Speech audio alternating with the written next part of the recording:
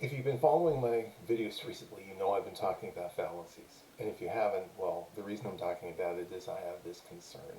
In education these days, we have cutbacks, which have led to a situation where you have someone in front of the classroom who feeds you facts, and then you absorb these, and assuming you can correctly regurgitate these at a later date, you get the certificate suitable framing and the letters after your name. The problem with this is you have to trust the person in front of the classroom to give you the facts.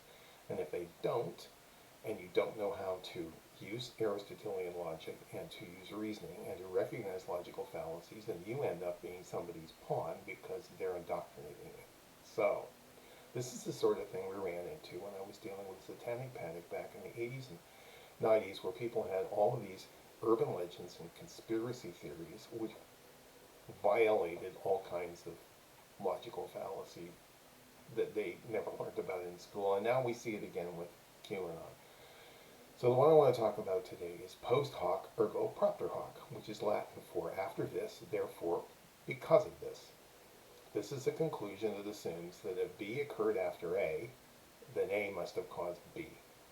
And the problem with this is a logical fallacy because it means that you are ignoring any other possible causal factors that might have been involved in this process. You're assuming this must be the conclusion because I saw this happen first. For example, the rooster crows immediately before sunrise. Then you witness sunrise. So you say the rooster caused the sun to rise. And we know that isn't true because of orbital mechanics and all kinds of other things.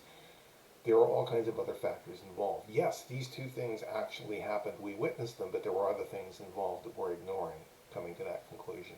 Another example, I drank bottled water, and now I am sick. So the water must have made me sick. But it ignores the fact that maybe I picked up a virus or a flu or something, and it's been building in me for days, or maybe it was the burrito I had last night had some sort of problem, or maybe there's a chemical spill down the street I'm not aware of yet. All kinds of other factors. Here's another example. Lots of votes came at the end of election night, and then somebody won that I didn't expect to win. Therefore, there must be fraud. But it ignores all of the other stuff which has been investigated and the recounts and so on that have gone on. It's shown that there were other factors that explain this quite nicely, and that this assumption based on post hoc ergo propter hoc is a fallacy. Okay?